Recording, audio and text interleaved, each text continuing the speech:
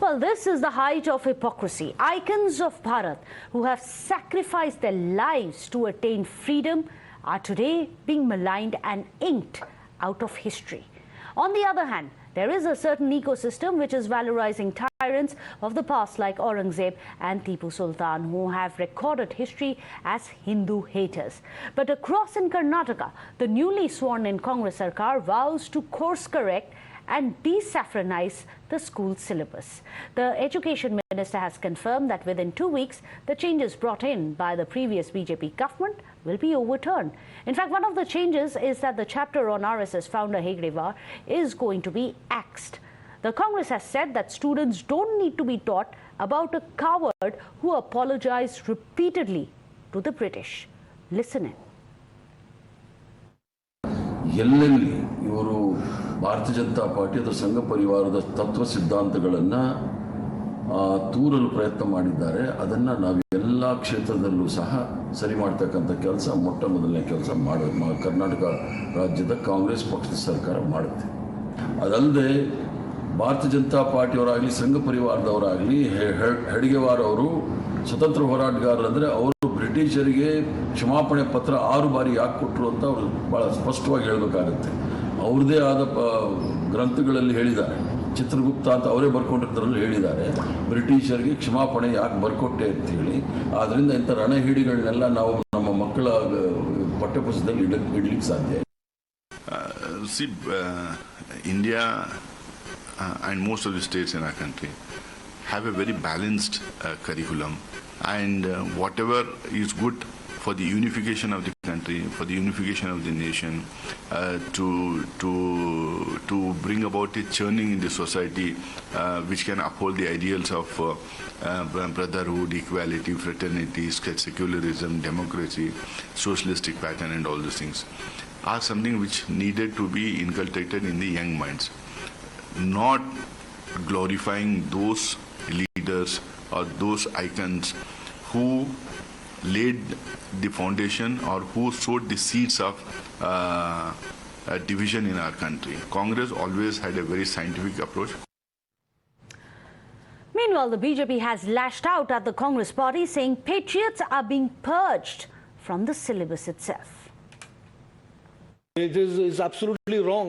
ये उनका एक तरह से नियत है, उनका DNA है कि they want to write off whatever out of history whoever is not part of their dynasty. ये तो उनका एक तरह से एक repeated behavior है ना इनका. हेगडेवार जी के बारे में एक तो erase करना या गलत misinformation create करना, एक तरह से it is doing a huge disservice. It is a crime against the people of India, the crime against the youth of India. वो लोग बोल रहा है ना साफरन के बारे में. Yes sir. साफरन आपका नेशनल फ्लैग में है, वो बदल सकता है क्या? वो लोग इंटॉलरेंस ऐसा कह सकता है, उसके मन में इंटॉलरेंस है. हेडगेवार एक देशभक्त रहे, उनका कवर्ड ऐसा कहता है तो नेहरू जी को क्या कहना चाहता है वो लोग? वीर सावरकर के जैसे सजा नेहरू को नहीं मिला, कारण क्या है बता सकता है क्या वो लोग? Well, let me go across to our panelists. Joining us today on the show, Madhu N. Rao, spokesperson with the BJP. Abhishek Banerjee is joining us, a columnist. Rohan Mitra, a political analyst on our show. Another political analyst, Nikhil Jain, is also joining us. I'm going to come to you first, Mr. Madhu Rao, because it's important for us to understand. There have been back and forth developments which have happened, changes in the syllabus depending on the ideology. Why do you think today for the Congress, Hedgewar, someone who used to be part of the Congress at one point in time before he founded the RSS, is such a pariah? Well, good evening. I think this is nothing but intolerance at its worst. For the fact, let us see what Mr. Siddaramaiah had told. Siddaramaiah, Mr. Chief Minister of this Karnataka state, had the same person who told the color of the flag is red. And I can't say much for the person who the Congress party who has color blindness. Now, let me tell you one thing. We had put the chapter with regard to Hedgewar. We had only told about his teachings. Now, let me quote. What did we put? We worship, I'll quote what we had put. We worship our flag, considering it to be our teacher on the day of Guru Purnima. We do not worship any human. What is the proof of any individual to have achieved a great feat without any error? Ideology alone is unchangeable and ultimate. Now, what's wrong in this? I really don't understand. For the Congress party, who revolves, they revolve around only one family, the Gandhi Nehru family, and they have all the audacity to talk about Mr. Hedgewar. He is one of the greatest human beings this millennium has seen. I mean, what was wrong in that? And should we always want to listen to the wrong narratives which is built up by the Congress party? I mean, this is really, I feel really this is intolerance at its worst. And for worst, this Congress party used to glorify Tipu Sultan, Yes. they used to glorify Mughals, they used to glorify all other human beings who are against India. And here we are discussing as to why we should inculcate the teachings of Hedgewar. I mean, this is really, I feel, I am ashamed of this Congress Rohan party. Mitra, answer that. Rohan Mitra, for the Congress, you have someone like a Savarkar who is Mafi Veer, someone like a Tipu Sultan, however, is a hero for them, a freedom fighter. Now even Hedgewar, they have a problem. There are others in the ecosystem who also want to hail Aurangzeb. What about the icons of Bharat? Why are they being maligned and dragged into politics by the Congress? Rohan Mitra. Absolutely. First of all, this whole idea that, that Tipu Sultan is an enemy of India, Tipu Sultan was enemy of the Hindu, that itself is a false narrative which the BJP, when in power in Karnataka, brought out. Now, the new government which has come into place in Karnataka has been engaging with a lot of stakeholders. They have been engaging with a lot of people who think that these things were wrong during the BJP time and need to be corrected. So for someone to say that there's intolerance and that we are right and you're wrong, this is just a straight out ideological decision that we think that the Hedgewar should not be part of the narrative. So that is our decision after coming to power. So there is no wrong in that. We saw Mr. C.T. Ravi. He could not even tell what was Hedgewar's contribution to the India. He went straight to Savarkar. He went straight to Mr. Nehru. We've seen after 2014 how BJP has been actually going after Nehru and his philosophy. It's been going after the So you are saying that the Congress is like the BJP, and it's fine if BJP goes after the Nehru-Gandhi family, it's fine for the Congress to try and purge the history of RSS. Is that your contention then? Absolutely not. Absolutely not. We are not going You said against that. the history. They are making new history. That is what is being talked out here. You're making new history. Why is history being changed again and again? That is the problem, isn't it? Isn't that one of the problems? Abhishek Banerjee, I'd like to bring you in. I'm sorry, Nikhil Jain, I'll just come to you. Abhishek Banerjee, new history. Now they are admitting new history is being created. After all, what is the chapter that had really irked Congress party? We're going to remind our viewers. The chapter is a quote of Hedgewar's speech. It is cited in a book, RSS's book, and it says, find role models in ideology and principle and not in people. If a person who's considered an ideal makes a mistake, then find another person who's likely to be perfect. In cases such as Krishna or even Ram, the person is elevated to be a god. This further complicates people's perceptions towards being the perfect being.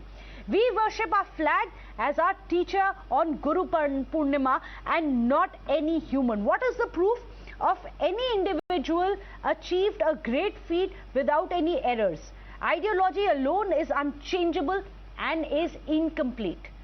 So the question is, Abhishek Banerjee, why is the Congress irked by it? What is awful about it? Why is it something that Congress has decided to back someone like Tipu Sultan, but not a man who says that for us, ideology is something which will stand for us. It is the flag which is supreme. Yeah, so I will just make two basic points. First is that the teaching of history has always been political. Whoever is in power will teach their version of history. Now the Congress is in power. The only thing to learn for the BJP here is how quickly the Congress is moving to implement its own version. So when 5 years later, when the BJP comes to power in Karnataka, they should learn to implement their agenda just as swiftly. Now, the second point that I will make is, as we all know, in general, the Congress approach to teaching the history of the British Empire, that era in India, has been to de-Hinduize what happened in the freedom struggle. You see, basically starting from the days of the Anushilan Samiti in Bengal to Bankim Chandra's Bankim Chandra's work, Vande Mataram, it was always steeped in Hindu ideology. Even the Indian National Army, the INA, was founded by Raj Bihari Bose, who was linked to the Hindu Mahasabha and wanted to build a temple in Japan. And he subscribed to the idea of Hinduness as part of Indianness and a sort of Akhand Bharat, which you will find even in Raj Bihari Bose's writing. So the Congress has always tried to remove these roots and try to enforce their version of history. They talk about Tipu Sultan. That Tipu Sultan surrendered half his empire to the British along with his two sons and 3.3 crore rupees in gold. So that's how powerful Tipu Sultan was. So let's not talk about who surrenders to the British and who gives maafi. So this is interesting. The first part of what your answer was, let me take that across to Nikhil Jain. He's just elucidated about how India's entire history has been steeped in Hinduism. Then why today we feel the need, or rather the Congress feels the need to carry out a saffron purge? See, the Congress is not carrying out a saffron purge. The Congress is simply correcting a wrong that the BJP did. My friend Abhishek Banerjee just said that the BJP should learn from the Congress, and as soon as they come to power, they should change history. That is not how history is to be taught. History has to teach positive figures. History has to teach negative figures. The point is, it only has, at an elementary level, it only needs to teach relevant figures. But who you teach your decides kids about a Gandhi, you teach your kids about a Hitler. One is a bad figure, one is a good figure. The simple point is, what contribution did Mr. Hedgewar have to this country?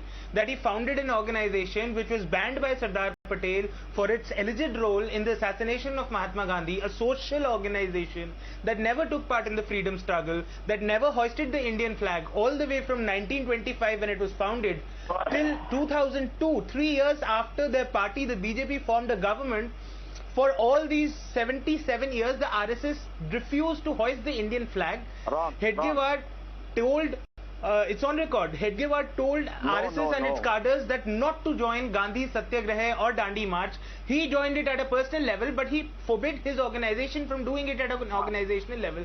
All his speeches, all his talks were about Hindus and Hindus. Jain, unfortunately, we are running out of time, but I cannot end and wrap up this debate without, because you asked a direct question. I don't understand why do we have to teach this person? Let me tell you about the contribution of Hedgewar. This is all part of his recorded history I'm going to be telling you about. He was a member of the Anushilan Samiti. You can go and find out all about it. Exactly. And he was a member of this revolutionary group of freedom fighters. And only those who renounced their homes and their families were entitled to even be part of it, to take the oaths for it. Let's not forget, he's also someone who had openly backed Congress's resolution for Swatantrata, complete independence, and he wrote a letter to all the Sangh. And he said, we the Sangh are immensely happy that Congress endorsed our goal of complete independence. It's our duty to cooperate with any organization working towards our goal of complete independence. There are several such. He was an active member of the non-cooperation movement. He was a general secretary of the coordination committee when he was part of the Congress. This is again part of documented history, because Nikhil Jain asked, what is the contribution of Hedgewar? I'm telling you what the contribution of Hedgewar. Yet this man today is being called a coward, a traitor, and not a man who has been imprisoned because of his impassionate speeches, which the British said were sedition. We leave the viewers to decide who really was a tyrant, who really was a coward, who really was a son of the soil of Bharat. Thank you so much, gentlemen, for joining us here on the show.